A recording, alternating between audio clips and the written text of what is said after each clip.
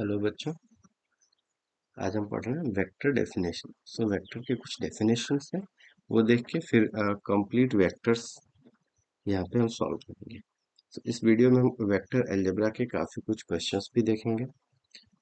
इस वीडियो को स्किप नहीं करें कहीं भी आप, और पूरा वीडियो देखें, आपके वेक्टर के ऑलमोस्ट कॉन्सेप्ट्स क्लियर हो जाएंगे। वेक्टर के कुछ definitions. First of all, vector itself अगर हम देखें तो vector is a physical quantity which is magnitude as well as direction. ये आपने पढ़ रखा है। तो एनी वेक्टर उसको हम रिप्रेजेंट जनरली उसके ऊपर एरो हेड से करते हैं। So it is. सबसे पहले हम देखते हैं यहाँ पे पोजीशन वेक्टर्स क्या है।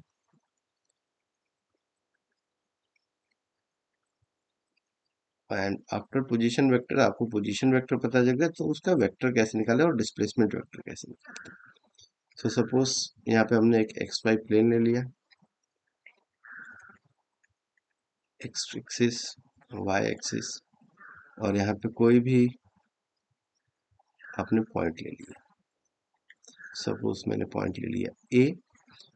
ए के पोजीशन वेक्टर्स हमारा ओ ओरिजिन है, तो ओ ए एक पोजीशन वेक्टर है, इसको हमने आर ए सिंबल से डिनोट कर दिया। आर ए एक पोजीशन वेक्टर हो गया, और we can say O A position vector है आर ए का। ठीक है। सपोज इसी में अगर ए के कोऑर्डिनेट्स गिवन है A one comma A two, so A को हम ए के जो पोजीशन वेक्टर्स हैं, सपोज थ्री डायमेंशंस में अगर लें, so A one A two and A three, ये तीन कोऑर्डिनेट्स हो गए, A one A two and A three. So इस पोजीशन वेक्टर को हम लिख सकते हैं A one I cap plus A two J cap plus A three के कैप। ठीक है। सो ये पोजीशन वेक्टर हो गया ए का। सिमिलरली अब सपोज यहाँ पे एक और पॉइंट है बी, सो उस बी का पोजीशन वेक्टर हम ऐसे ही बना सकते हैं। सपोज मेरे पास एक और पॉइंट है बी, और इसके कोऑर्डिनेट्स हैं suppose B one B two B three. So हम ओ बी वेक्टर जो होगा position vector of B, B का पोजीशन वेक्टर है O B, O B vector है, इसको हम लिख सकते हैं R B, position vector of B. और इसको लिख सकते हैं बी वन आई कैप प्लस बी टू जे कैप प्लस बी थ्री के cap. So B one B two B three x Y और जेड कोऑर्डिनेट्स हैं इस पॉइंट के ना। अगर मुझे ए बी वेक्टर चाहिए, सपोज ए बी वेक्टर चाहिए, so a b vector start हो रहा है ए से, एंड्स एट बी, सो मुझे ए बी वेक्टर चाहिए। सो ए बी वेक्टर कैसे होगा, ए बी वेक्टर को लिखते हैं final position minus initial position, इस तरह से हम लिख सकते हैं। तो ए बी वेक्टर इसको लिख सकते हैं R B minus R B plus minus are A. ठीक है। इस तरह से हम वेक्टर्स को लिख सकते हैं। यहाँ पे देखो तो सीधे सीधे triangle law of vector addition हम फॉलो कर रहे हैं, जो कि नेक्स्ट वीडियो में और क्लियर है। ये हमने अब देखा कि अगर आपके पोजीशन वेक्टर्स हैं तो उससे आप वेक्टर कैसे निकाल सकते हैं। ठीक। नेक्स्ट है वेक्टर का मैग्नीट्यूड। मैग्नीट्यूड ऑफ वेक्टर, किसी भी वेक्टर का मैग्नीट्यूड जब बोला जाएगा, मैग्नीट्यूड मीन्स उस वेक्टर की क्वांटिटी कितनी है। दैट मीन सिंपली अगर सपोज यहाँ पे ए वेक्टर बोलते हैं, ए वेक्टर और ओ ए वेक्टर जो कि ए नहीं लिखे, इसको ओ ए वेक्टर लिखते हैं हम। ओ ए वेक्टर, ओ ए वेक्टर का मैग्नीट्यूड चाहिए जो आर ए वेक्टर था, तो ओ ए वेक्टर का मैग्नीट्यूड चाहिए। इसको हम फाइंड आउट करेंगे तो ये हमारे पास होगा under root a one square plus A two square plus A three square. ठीक है। इस तरह से जो भी कोऑर्डिनेट्स हैं उनका स्क्वायर करके हम उस वेक्टर का मैग्नीट्यूड निकाल सकते हैं। सपोज मुझे अगर आर बी चाहिए, आर बी वेक्टर का मैग्नीट्यूड चाहिए, सो आर बी वेक्टर का मैग्नीट्यूड हम फाइंड आउट कर सकते हैं under root of b one square plus B two square plus B three square, इस तरह से। सपोज मुझे ए बी वेक्टर चाहिए, अब ए बी वेक्टर को फाइंड आउट कैसे करेंगे, ए बी वेक्टर का मैग्नीट्यूड चाहिए। ए बी वेक्टर का मैग्नीट्यूड निकालने के लिए क्या करना है, सबसे पहले आपको ए बी वेक्टर निकालना है। ए बी वेक्टर निकालने के लिए r B minus are a करना पड़ेगा। तो इसको अगर आप r B minus are a करते हैं तो आपको मिलेगा बी वन माइनस ए वन आई cap plus B two minus ए टू जे cap plus B three minus ए थ्री के कैप। ओके, अब सिर्फ इस ए बी वेक्टर का मैग्नीट्यूड चाहिए। सो ए बी वेक्टर का मैग्नीट्यूड कैसे आएगा?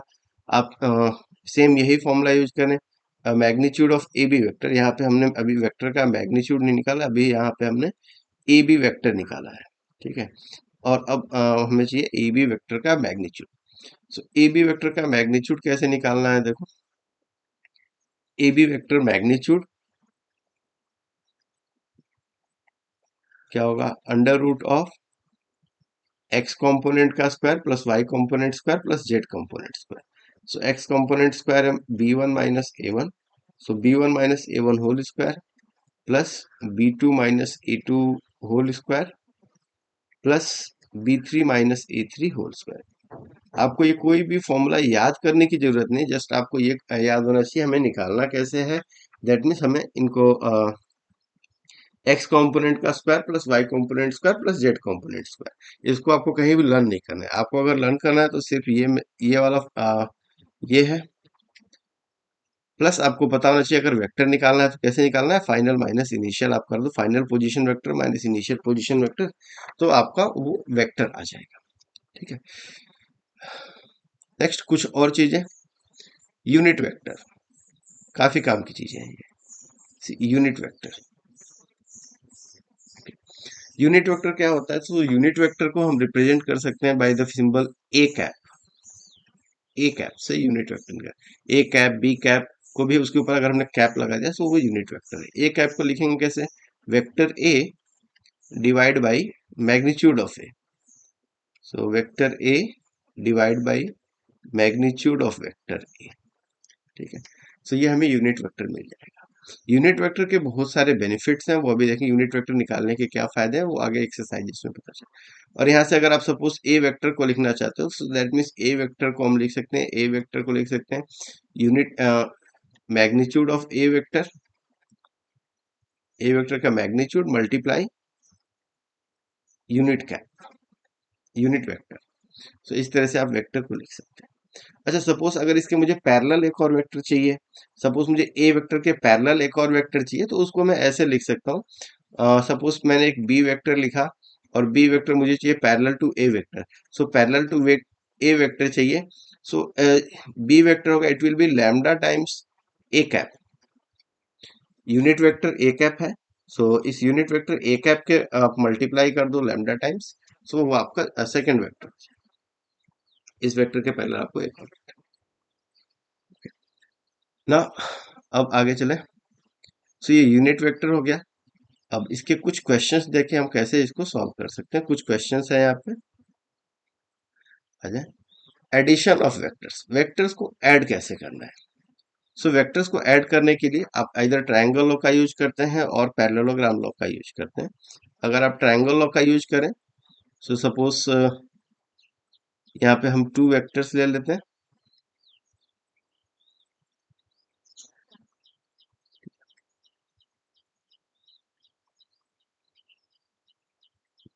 सो एक वेक्टर हमने ले लिया यहाँ पे,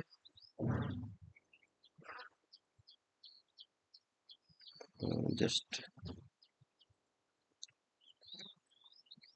यहाँ भी सॉल्व। सो एक हमने वेक्टर ले लिया, वेक्टर ए, यह है वेक्टर है, और सेकेंड वेक्टर बी जो होना चाहिए, it should be in order, इसके इन ऑर्डर होना चाहिए। दैट मीन्स अगर वेक्टर ए इस डायरेक्शन में जा रहा है, so tail of next vector A vector के हेड के साथ मिलना चाहिए। सो दैट मीन ये वेक्टर ए, तो यहाँ पे हमने वेक्टर बी ले लिया, head head of a b के टेल के साथ आ रहा है ना। रिजल्टेंट जो होगा, resultant, so resultant third closing side of the triangle बनता है। इस ट्राइंगल का जो क्लोजिंग साइड है वो इसका रिजल्टेंट फॉर्म करेगा।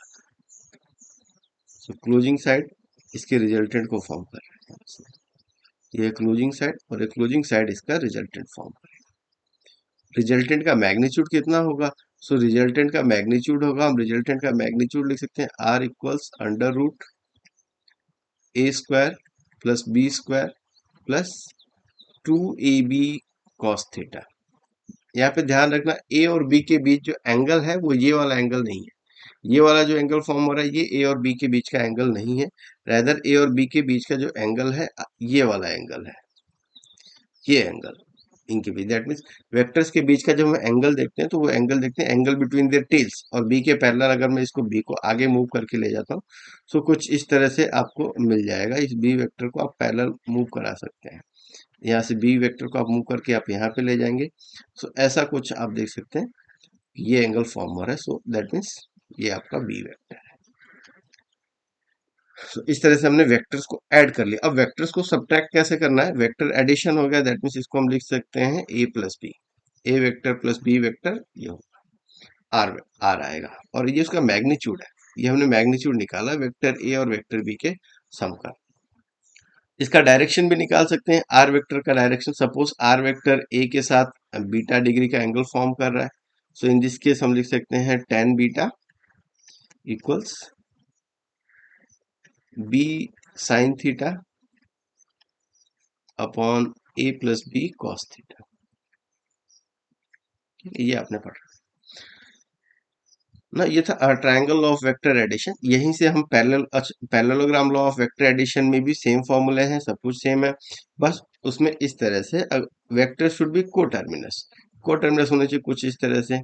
आपका एक वेक्टर ए है और सेकंड वेक्टर बी, इस तरह से वेक्टर्स अगर कोटर्मिनस है और को इनिशियल, तो यहाँ पे वेक्टर ए और वेक्टर बी दोनों के बीच का एंगल थीटा, दोनों एक ही पॉइंट से स्टार्ट हो रहा है। सो यहाँ पे आप सॉल्व करने के लिए पैरेललोग्राम लॉ का यूज कर सकते हैं। सो पैरेललोग्राम लॉ करने के लिए पहले आप पैरेललोग्राम कंप्लीट करते हैं, ए के पैरेलल एक वेक्टर बना लें, फिर बी के पैरेलल एक वेक्टर बना लें, और इस तरह से आपका पैरेललोग्राम कंप्लीट होगा। फिर जो रिजल्टेंट साइड होगा वो रिजल्टेंट साइड आपका जो डायगोनल है, डायगोनल यहाँ पे रिजल्टेंट को रिप्रेजेंट करेगा। यहाँ भी आप tan बीटा निकालने के लिए सेम यही कर सकते हैं, बीटा एंगल फॉर्म हो रहा है ए के साथ में, फॉर्मूला यहाँ पे सेम रहेगा, सब कुछ है।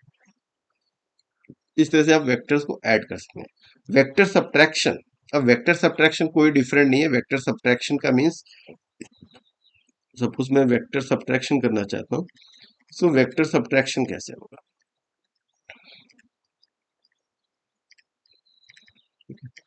Vector subtraction. So vector subtraction suppose मुझे फाइंड आउट करना है a vector minus b vector, ठीक है। So a vector minus b vector निकालने के लिए पहले मैं करूंगा vector a plus minus of b vector, इस तरह से लिखेगा, और वेक्टर बी का नेगेटिव, दैट मीन्स उस वेक्टर बी का आप डायरेक्शन चेंज कर दो। सो वेक्टर बी का डायरेक्शन चेंज करना है, सपोज मैं यहीं पे ए माइनस बी फाइंड आउट करना चाहता हूँ। सो नाउ अब मैं कुछ ऐसे बनाऊंगा, सपोज ए माइनस बी फाइंड आउट करना है, तो मैंने बना दिया वेक्टर ए, और बी वेक्टर देखो, बी वेक्टर मेरा यहाँ पे था, ये मेरा बी वेक्टर है,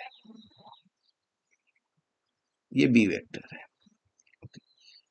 सो मेरे पास ए वेक्टर और बी वेक्टर दोनों है, ये है बी वेक्टर और ए वेक्टर। अब मुझे चाहिए A minus B, that means B का नेगेटिव करना है। So I will B B का जो है माइनस में बताऊंगा इन दी अपोजिट डायरेक्शन। सो यहीं से बी का आपको डायरेक्शन चेंज कर देना है, ये हो गया, मैग्नीट्यूड सेम रहेगा, सिर्फ उसका डायरेक्शन चेंज कर देना है, तो ये हो गया माइनस ऑफ बी वेक्टर। अब रिजल्टेंट क्या होगा, सो यहाँ पे पैरेललोग्राम कंप्लीट करेंगे, पैरेललोग्राम कंप्लीट करेंगे तो डाउनवर्ड डायरेक्शन इस तरह से आएगा, ए के पैरेलल वेक्टर आपने बना लिया, बी के पैरेलल वेक्टर आपने बना लिया, एंड जो डायगोनल होगा वो डायगोनल अब आपके रिजल्टेंट को रिप्रेजेंट करेगा, तो यहाँ से ए माइनस बी, ये आपका आंसर होगा, ए माइनस बी का रिजल्टेंट, ठीक।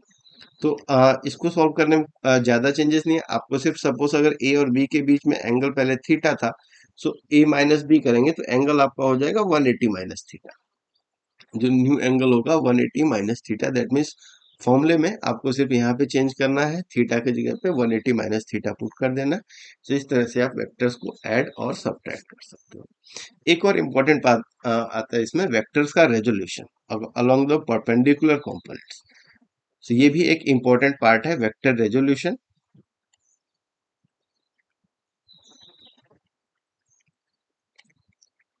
वेक्टर रेजोल्यूशन दैट मीन्स हमें एक वेक्टर को ब्रेकअप करना है in two vectors along perpendicular components. So vector resolution, suppose यहाँ पे अगेन हम एक वेक्टर ले लेते हैं, सपोज हमने एक वेक्टर ले लिया आर, ये हमारा आर वेक्टर, जो कि एक्स एक्सिस के साथ थीटा डिग्री का एंगल फॉर्म कर रहा है। ठीक।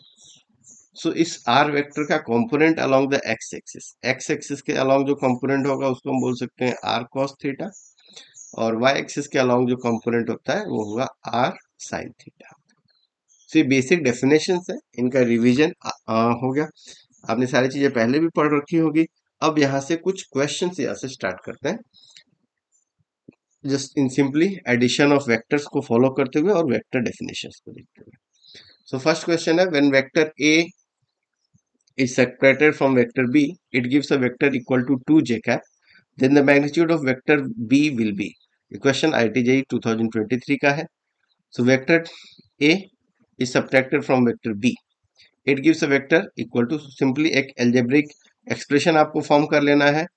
algebraic expression क्या होगा यहाँ पे, b vector minus a vector, ये नया वेक्टर दे रहा है 2j cap, then the magnitude of b का मैग्नीट्यूड आपको फाइंड आउट करना है। सो चलो बी वेक्टर क्या होगा, बी वेक्टर होगा 2j cap plus A vector, निकाल लें। सो इसको लिख देंगे 2j cap plus A vector, A vector है 2i cap plus 3j cap plus 2k cap, और ऐड करें तो हो गया 2i cap plus 5j cap plus 2k cap. So ये बी वेक्टर मिल गया, और इस बी वेक्टर का मैग्नीट्यूड चाहिए। So magnitude of vector b क्या होगा, मैग्नीट्यूड का फॉर्मूला अभी रिवाइज किया था हमने, मैग्नीट्यूड का फॉर्मूला क्या होगा, 2 square plus 5 square plus 2 square. So 8 plus 25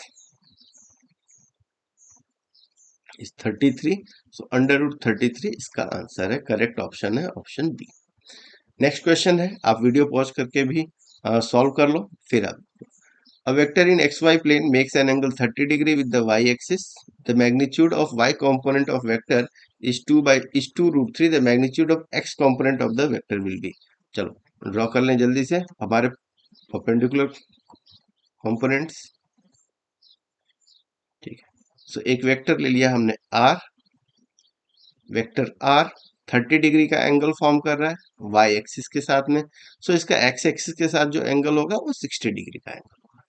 x axis के अलोंग जो कंपोनेंट होगा वो आर कॉस थीटा, और वाई एक्सिस के अलोंग जो कंपोनेंट होगा वो होगा आर साइन थीटा। सो यहाँ पे हमें पूछा है वाई कंपोनेंट दैट मीन्स मुझे ये कंपोनेंट चाहिए, और इसको बोलूंगा आर कॉस 60 डिग्री, और r sine 60, sorry,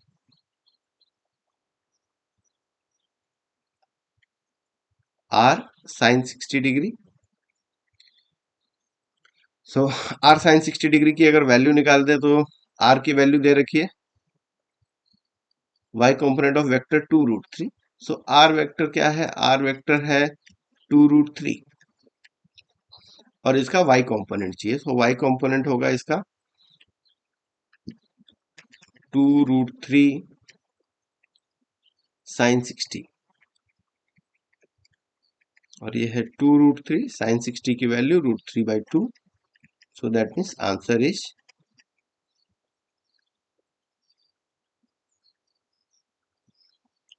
3।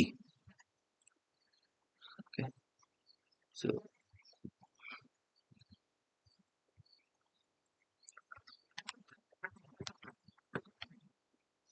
Okay sorry, question एक बार और देख लें। The magnitude of y component of vector 2 root vector is 2 root 3। So vector नहीं गिवन है आपको, इस वेक्टर का y कंपोनेंट गिवन है, y कंपोनेंट है 2 root 3। Just that means y component है इसका 2 root 3। So that means r sign 60 की जो वैल्यू है ये 2 रूट 3 है, r into sine 60 root 3 by 2, और इसकी वैल्यू है 2 रूट 3। सो रूट 3 कैंसल्स, और r की वैल्यू है 4। सो r की वैल्यू 4 है, इसका नेक्स्ट x कंपोनेंट क्या होगा, x कंपोनेंट होगा r cos 60। r cos 60 की वैल्यू होगी r यानी कि 4 इंटू 1 बाई 2, 2 से कैंसल 2। सो दैट मीन्स 2 इसका आंसर है। Okay, so option number b. Next, the resultant of forces आपको निकालना है। अब देखो ये क्वेश्चन बहुत टफ दिख रहा है और आपको इस क्वेश्चन में रिजल्टेंट निकालना है। चलो ध्यान से जल्दी से, यहाँ पे पहले हम अपने एक्सिस को आइडेंटिफाई करें, हमारे कोऑर्डिनेट्स कहाँ पे हैं। सो ये हमारा कोऑर्डिनेट है,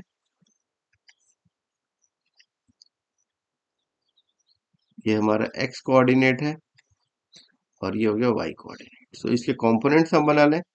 पहले एंगल्स जो गिवन है, एंगल्स को हम सारे एंगल्स बना लेते हैं एक्स एक्सिस के साथ में।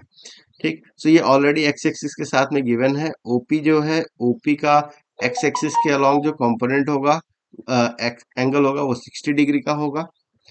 ओ टी 60 डिग्री वाई के साथ है तो एक्स के साथ 30 डिग्री फॉर्म होगा, और 45 डिग्री ऑलरेडी ऑलरेडी। ठीक है, अब इनके कंपोनेंट्स क्या होंगे। इन वेक्टर्स का पहले जो नाम है ओ टी ओ पी, सो इसको मैं पी क्यू आर ऐसे आर एस से डिनोट करता हूँ। यहाँ पे क्यू का जो कंपोनेंट होगा वो होगा क्यू, यहाँ पे होगा क्यू कॉस 30। पी का कंपोनेंट यहाँ पे क्या होगा, P cos 60। Okay, x axis में। और इसका component along the x axis होगा टी कॉस 30। और एस का जो कंपोनेंट होगा इसके अलोंग वो होगा टी कॉस 45।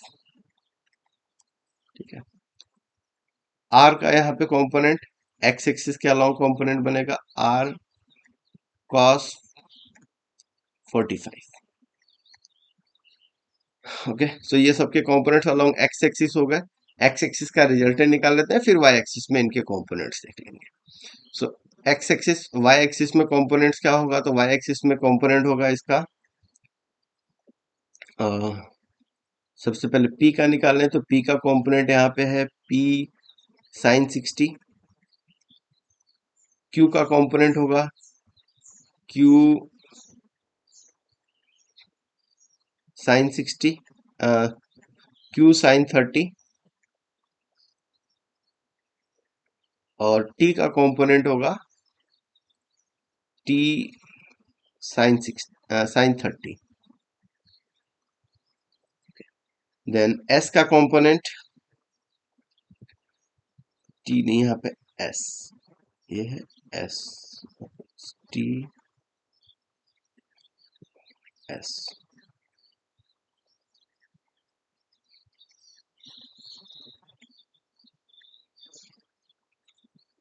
ठीक है, सो यहाँ पे टी का कंपोनेंट, एस का कंपोनेंट नीचे की तरफ एस साइन 45, और आर का कंपोनेंट आर साइन 45। ठीक है, सो ये कंपोनेंट हो गया एक्स एक्सिस और वाई एक्सिस में। पहले एक्स एक्सिस का रिजल्टेंट देख लें। So X axis along X axis, जो पॉजिटिव डायरेक्शन में है उसको पॉजिटिव लेना है, जो नेगेटिव है वो नेगेटिव लेना है। सो एक्स एक्सिस में है टी कॉस 30, टी की वैल्यू है 15।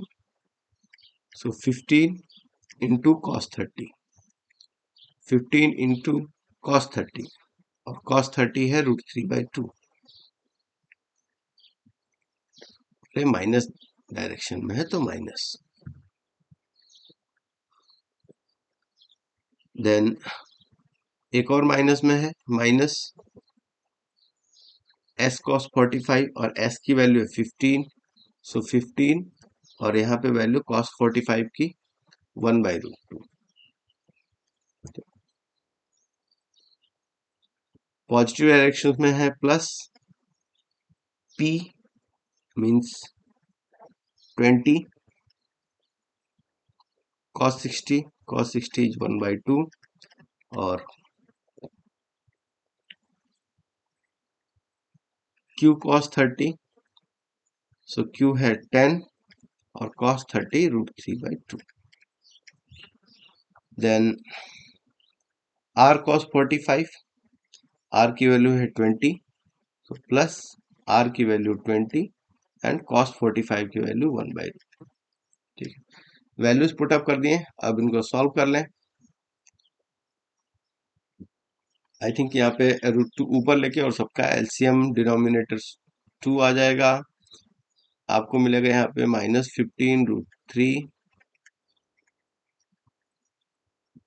-15√2 और +20 +10√3 और +20√2 वैल्यूज √3 सो यहाँ पे हो गया -5√3 और -15 +20 सो +5√2 और एक वैल्यू और रह गई आपके पास +20/2। अब यहाँ पे वैल्यूज पुट कर लें तो -5 इंटू √3 की वैल्यू 1.7 +5 इंटू √2 की वैल्यू 1.4 और +20 /2। सो आई होप ये कैलकुलेशंस करके आप इसका आंसर निकाल लेंगे। आंसर आप कैलकुलेट कर सकते हैं। Similarly along the y axis भी आपको आंसर मिल जाएगा। नेक्स्ट क्वेश्चन देखें। Two vectors A and B have equal magnitudes. If the magnitude of A plus B is equal to 2 times the magnitude of A minus B, then the angle between A and B will be. So आपको A और B के बीच का angle form करना है। Two vectors A and B have equal magnitudes. Equal magnitude means suppose मैं A vector और B vector का magnitude लिख लूं, सो इनको मैंने x से डिनोट कर दिया। वैल्यू x है और मुझे x फाइंड आउट करना है। Magnitude of A plus b vector चाहिए मुझे, तो magnitude of A plus b, अगर मैं A प्लस बी निकाल रहा हूँ, सपोज A और B के बीच में एंगल थीटा डिग्री है, सो इसका जो आंसर रिजल्टेंट निकला वो क्या होगा, x² plus x² plus 2x² cos theta. और इस रिजल्टेंट को हमने डिनोट कर दिया सपोज सिंबल r से। Okay, then a minus b अगर हम निकाल रहे हैं, तो a माइनस बी क्या होगा, a माइनस बी करेंगे तो एंगल की वैल्यू चेंज हो जाती है, यहाँ पे होगा under root, again same thing, x² plus x² plus 2x² और कॉस एंगल का वैल्यू 180 माइनस थीटा हो जाता है। तो 180 माइनस थीटा इक्वल्स क्या है, equal to 2 times the magnitude of a minus B. That means यहाँ पे r/2 होना चाहिए। तो मैं इसको r/2 नहीं लिख के, ऊपर वाला था इसको 2r लिख लेता हूँ और a माइनस बी को r से डिनोट कर दिया ना। अब इन दोनों इक्वेशंस को आप डिवाइड कर दो, आपका आंसर आ जाएगा। सो डिवाइड करेंगे तो यहाँ पे है 2x² plus 2x² cos theta upon 2x² plus 2 cos 180 minus theta है, सो यहाँ पे minus 2x² cos theta, again same thing, equals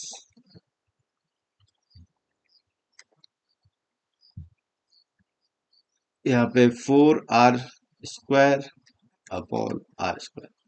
सो r² खत्म, यहाँ से 2x² कॉमन ले लेंगे और 2x² खत्म।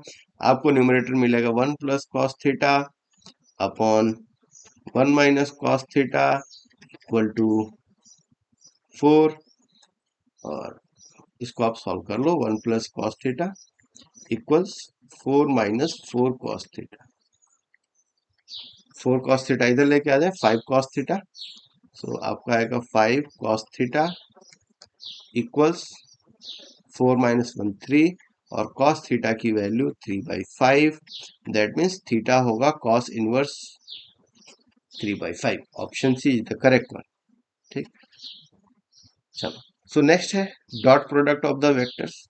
डॉट प्रोडक्ट देखो, डॉट प्रोडक्ट वेक्टर्स को मल्टीप्लाई करना है, तो वेक्टर्स को मल्टीप्लाई कैसे करते हैं। यहाँ पे वेक्टर्स को मल्टीप्लाई करने के लिए हमने दो वेक्टर्स ले लिया, वेक्टर ए और वेक्टर बी। मुझे इनका वेक्टर मल्टीप्लिकेशन चाहिए। So vector multiplication, suppose in दोनों के बीच का एंगल है थीटा डिग्री। यहाँ पे वेक्टर ए और वेक्टर बी। ठीक, मल्टीप्लिकेशन चाहिए तो मैं इसका मल्टीप्लिकेशन निकालूंगा। वेक्टर मल्टीप्ली डॉट प्रोडक्ट है, इसको स्केलर प्रोडक्ट भी बोलते हैं। ठीक है, तो इसी को स्केलर प्रोडक्ट भी बोलते हैं। ठीक है, स्केलर प्रोडक्ट कैसे निकालेंगे। सो स्केलर प्रोडक्ट डिफाइंड इस तरह से कुछ, vector a dot b equals to magnitude of a, magnitude of B और कॉस थीटा। इस तरह से डिफाइंड है।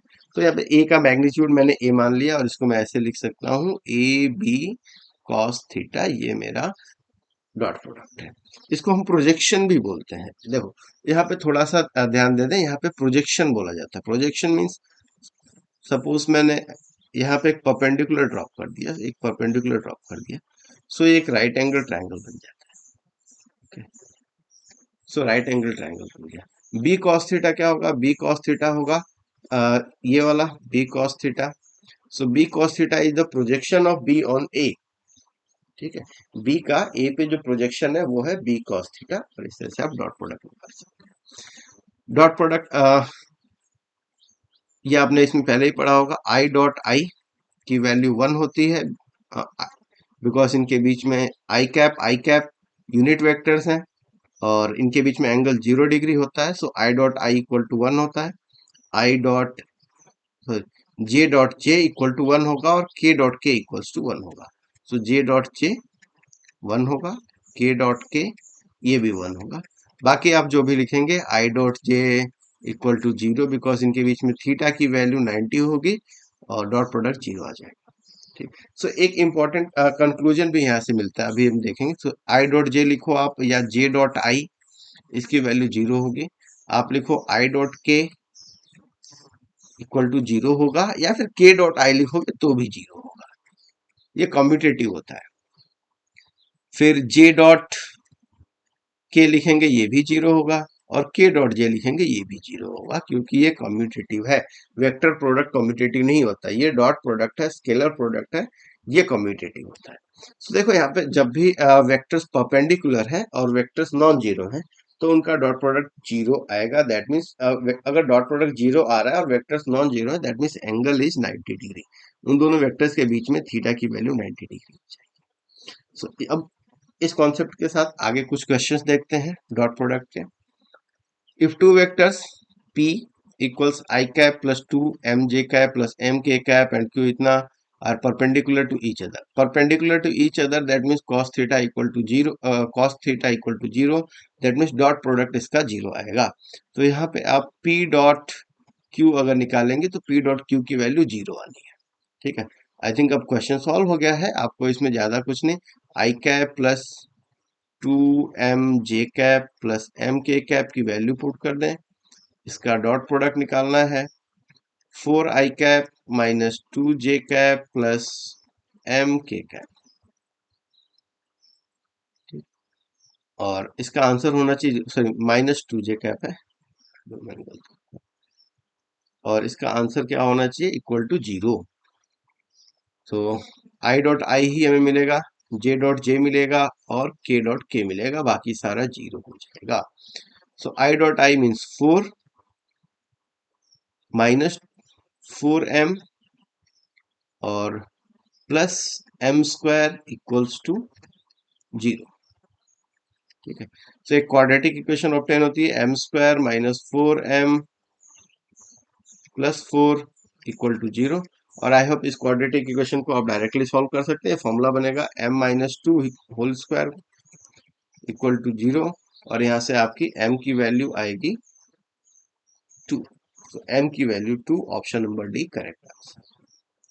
Next, two forces having magnitudes a and a by 2 are perpendicular to each other. The magnitude of their resultant is, आपको resultant का magnitude बता देना है बस, बाकी इसका डायरेक्शन नहीं बताना है। सो ऑलरेडी एंगल गिवन है, आप इन वेक्टर एडिशन में है, तो इसका आप आंसर निकाल सकते हैं। r equals under root of a square plus b square, उस फॉर्मूले से। So a square plus a square by 4, और बाकी आपका खत्म। बाकी यहाँ पे cos 90 हो जाएगा, cos 90 0। सो आर स्क्वायर कितना होगा? आर स्क्वायर की वैल्यू होगी 4a square plus a square by 4, और आर की वैल्यू हो गई under root 5 by 2a।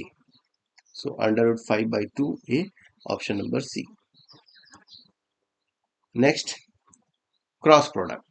So cross product का मतलब वेक्टर्स को आप मल्टीप्लाई कर रहे हैं, और यहाँ पे वेक्टर प्रोडक्ट है। दैट मीन्स दो वेक्टर्स को मल्टीप्लाई करके आपका आंसर एक वेक्टर आ रहा है। सो वेक्टर्स को मल्टीप्लाई करके आपका आंसर एक वेक्टर आता है। और इसको हम कैसे डिनोट करते हैं? सपोज कोई भी वेक्टर्स ले लेते हैं हम और उनको मल्टीप्लाई कर लें। सपोज एक वेक्टर ले लिया, ये एक वेक्टर ले लिया यहाँ पे,